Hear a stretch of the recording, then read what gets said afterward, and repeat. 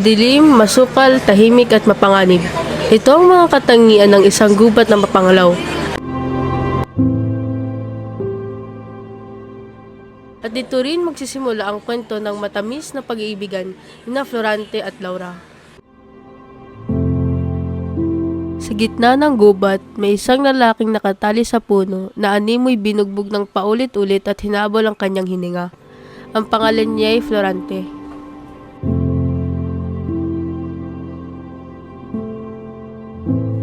Habang nakatali sa puno, sinasabi niya ang kanyang mga nakaraan at isa na rito ang Albania, isang karian kung saan siya'y isinilang na ngayoy nanganganib. O Diyos, aking Ama, nasaan? Nasaan ang iyong awa? Ako'y nagnanagoy, nakikiusap, humihingi ng tulong niyo. Patawarin niyo ang lahat dahil di ko nagawang ipagtanggol ang ating kaharian laban sa taksil at walang awang si Adolfo. Tila yata wala nang nagmamahal sa akin. Napakapait ang aking buhay. Inagaw niya ang korona kay Haring Linceo upang magawa niya ang kanyang ninanais. Pati si Duque Breseo na aking ama ay kanyang dinamay. Sandaling nanahimik si Florante dahil sa sama ng loob. Matapos manahimik ay muli siyang tumawag sa Panginoon. O aking Diyos Ama, tila yata di mo dinidinig ang aking mga panalangin sa iyo. Hindi ko tuloy maalis sa aking isipan na ayaw niyo na akong tulungan. Kung gayon, papaano na ako? Sino ang aking malalapitan at makakapitan kung ang Diyos mismo ay ayaw na akong tulungan? Paalam na Albania, aking sinilangan, patawarin mo na lang ako dahil hindi kita napagtanggol. Habang nagdudusa si Florante sa gubat, isang girerong morong nangangalang Aladin ang dumating sa gubat na pagod at naghahanap ng papahingahan. Lerida, o tadhana kay lupit mo, kinuha mo ang minamahal ko. Habang si Aladin ay umiyak at nagdudusa, ay may narinig siyang tinig sa kagubatan at pagkatapos ay may nakita siyang lalaki. O ano yung aking naririnig? Tinig ng isang taong naghihinagpis. Sino kaya siya? Kawa-awang tao. Ang lahat ng kanyang kasiyahan ay natapos nang siya'y pinahirapan at pinagtaksilan. Tadhana'y masakit. Problema ko'y napakahirap lutasin sapagkat sa aking sintang inagaw. Nagmamadali na si Aladin nang mapansing humina ang boses ng kanyang narinig. Habang tumatakbo ay hinhawi niya ang mga sagabal sa pamagitan ng kanyang kalis. Nang makita niya ang nakagapos ay napansin niyang may nakalibot ditong dalawang leon. Siya ay naghanda at nilusob ang mga leon. Pagkatapos niyang mapatay ang dalawang leon ay kinakawalan niya si Florante. Laura! Nasaan ka? Tulungan mo ako makaalis dito. Sino ka? At bakit ka nandito? Magpahinga ka. Ako ang nagligtas sa iyo. Di mo ba napapansin na tayo ay magkaaway? Marahil, pero ikaw ay nangangailangan. Siguro nga ay namatay na ako kung di ka dumating. Ngunit ang pagkamatay ko ay siyang tunay kong kaligayahan. Hangal, hindi mo ba alam na dinadagdagan mo lang iyong pasakit? Hindi nagpansin ang dalawa, ngunit isinama ni Aladin si Florante sa kanyang pagpapahinginahan at doon sila nagpalipas ng gabi.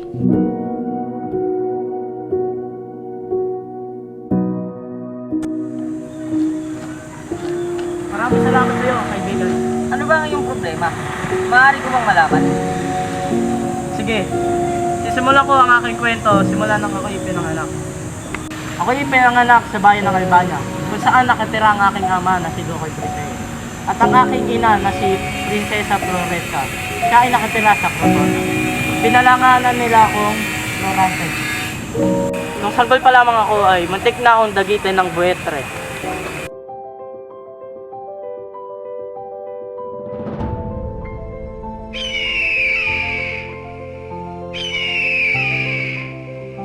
Florante! Tulong! Bakit po? Ano po problema? Nakita ng pinsang kong si Menali po na ako'y dadagitin ng buwetre. Kaya dali-dali niya itong pinatay at napana. At noon namang naglalakad ako ay kinuha ng isang arkon sa aking dibdib ang aking kopidong diamante. Buti na lang at hindi ako napahamak. Nang ako'y naging 9 na taong gulang ay lagi akong nasa burol at dala ang aking pana at busog. Ako'y naghahanap ng hayop o parang tirahin ng aking pana. Kapag ako'y napagod ay nagpapahinga at naliligo ako sa batis kung saan masasayang nag-aawitan ang mga nyades habang tinutugtog nila ang kanilang lira. Ang kanilang tawanan ay nakapagpapawala ng aking pagod. Pagkalipas ng ilang taon ay pinag-aral ako ng aking ama, ngunit ayaw pumayag ng aking ina dahil ako ililisan.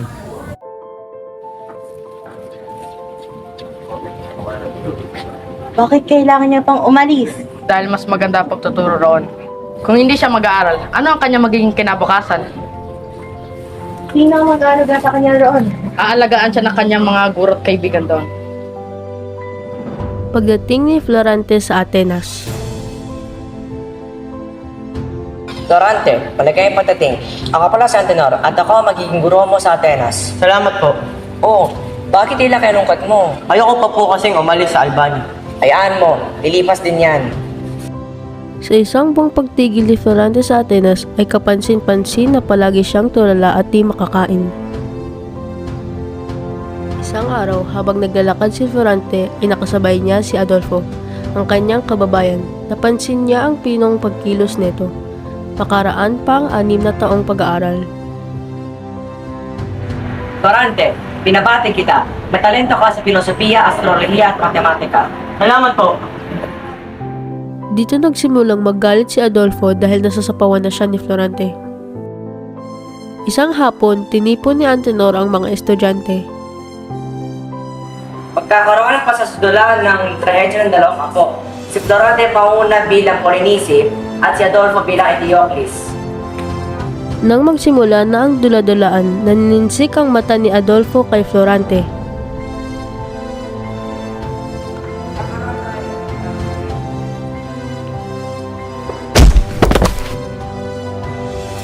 Adolfo, tigilan mo yung kaibangan. Natapos ang pagdiriwang at si Adolfo ay pinauwi ng Albania. Makalipas pa ang 1 taon, isang sulat ang dumating para kay Florante. Hindi! Mahal na ina! Bakit mo ko iniwan? Di man na tayo nagkita sa tagal na panahon. Hindi! Hindi ka maaaring mamatay! 2 buwan pa si Florante sa Atenas bago dumating ang kanyang sundo. Florante, tandaan mo, laging umingat kay Adolfo. Kung papakitaan ka man ng kabutihan ni Adolfo, ay lalapang umingat. Maestro, salamat po sa lahat. Enandro, sumama ka kay Florante sa Albania. Opo, salamat po. Salamat po sa lahat. Iingatan ko po ang iyong payo. Paalam po.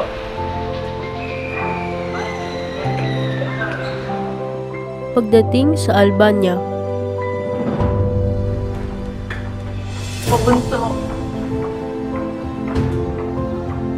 biglang may dumating na isang mensahero. Magandang araw po. May hindi po ng tulong ang protono sa iyo dahil nangangalit po ng kasama niya na natin ba? Saan niya ang tulong natin? Florante, pupunta tayo kay Haring Liseo.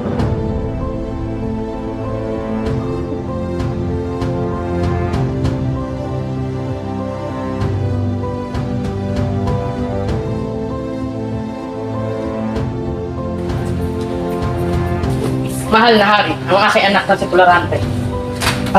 Ang binata sa aking panaginip. Siya ang magmamana na aking trono pansamantala. Pamumunuan mo ang buong patungong Plutona. Tulungan mo ang ininuno para magkakamit ng karangalan. Maraming salamat po sa papuri. Ginawa ko lang po ang nararapat. Paari ko po bang malaman ang pangalan ng magandang pinipiling ito? Siya nga pala ang aking anak na si Laura. Laura! Ayuan muna kita at mag-uusap muna kami ng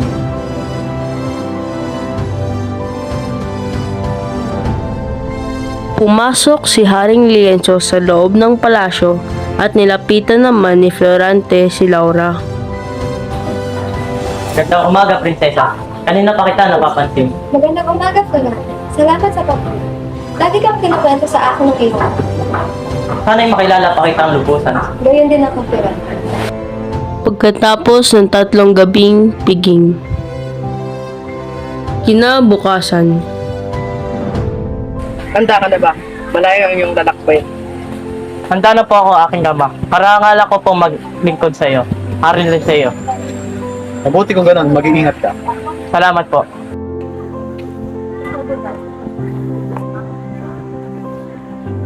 Mag-iingat Mag-ingat ka, Florante. Pangako mong babalik ka. Pangako, Laura. Paalam. Paalam na sa inyong lahat. Mga kawal, tayo na.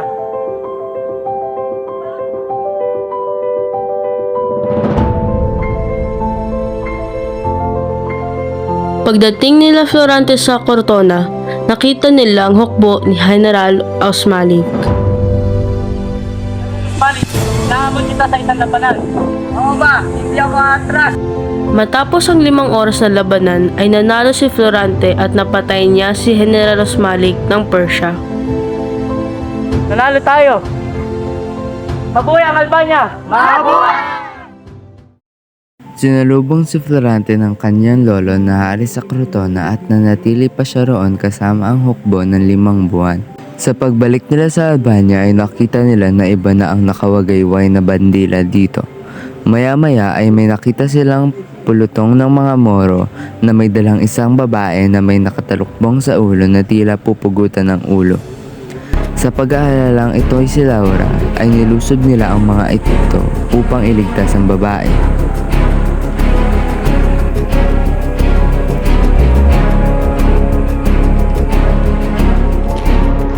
Sino kayo at ba't kayo narito? Kami ay taga-Albania. Makulong ang babae niyan.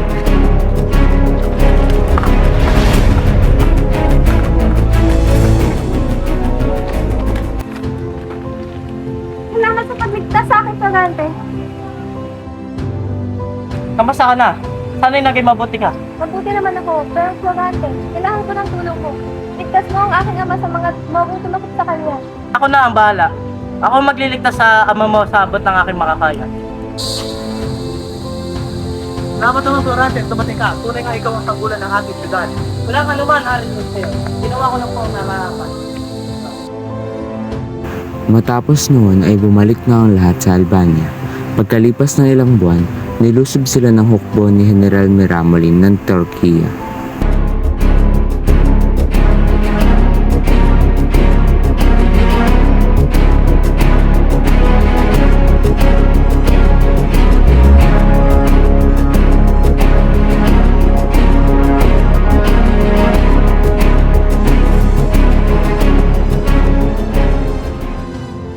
Muling nanalo sila Florante. Sunod-sunod ang kanyang naging tagumpay hanggang sa ipinadala muli si Florante sa Etruria para lumaban sa mga Turko. Habang nasa Etruria,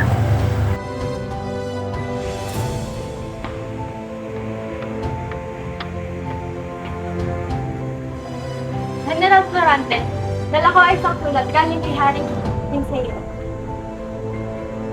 Maraming salamat. Maaari ka nang umalis.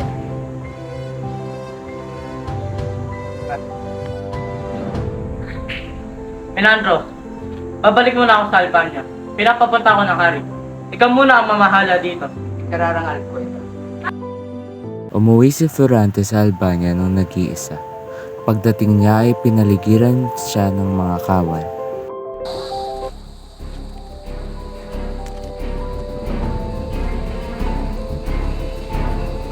Anong ibig sabihin nito?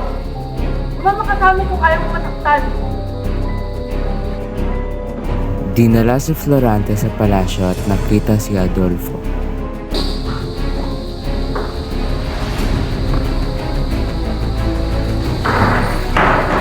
Langya! Ano ginawa mo kay Lara? Kamusta, Florante?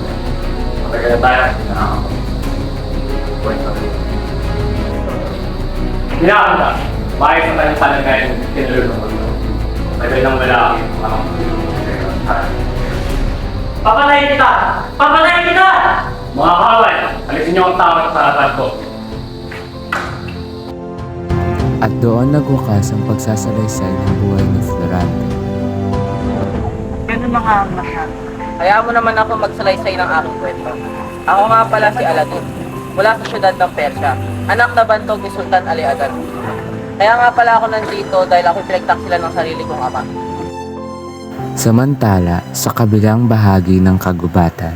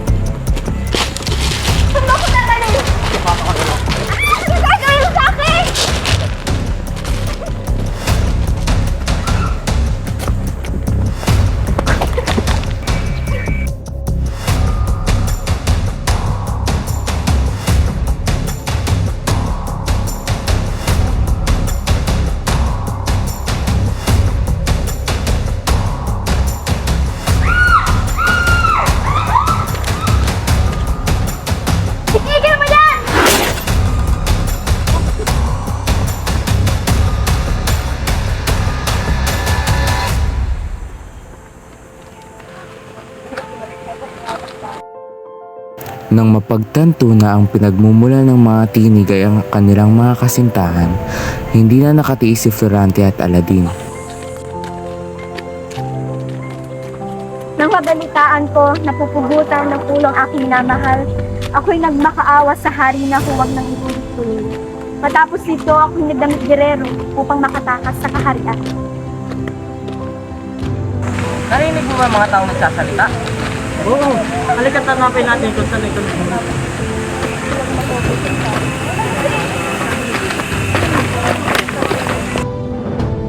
Kaagad nila nilapitan ang kanilang mga sinisinta. Wari bang sabik sa pagmamahal ang isa't isa.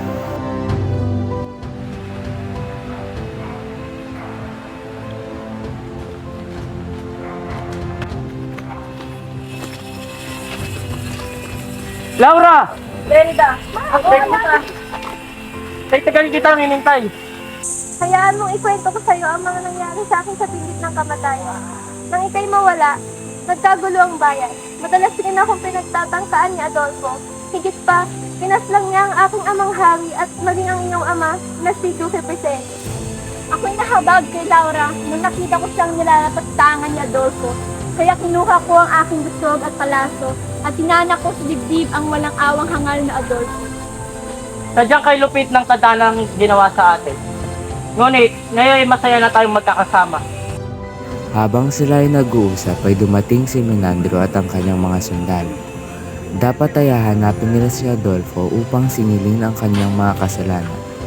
Nang makita nilang maayos ang lahat, matapos ang sandaling pag-uusap ay bumalik ang lahat sa Albania. Masaya ang mga tao na nakita silang maayos na nakabalik. Kaagad namang dinaos ang kasal ni na Florante at Laura at maging ni na Aladdin at Florida matapos silang kapwa magpabinyag.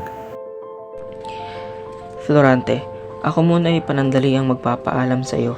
May nagbalita kasi sa akin na sumakabiling buhay na ang aking ama. Kailangan ko siyang puntahan. Sa kabila ng mga kasalanan niya sa akin, siya ay mananatiling ama ko pa rin. Ako ang papalit sa pwesto niya, kaya't matatagalan bago tayo muli magkita. Pinapangako namin na kami ay babalik dito upang kamustahin kayong mag-asawa.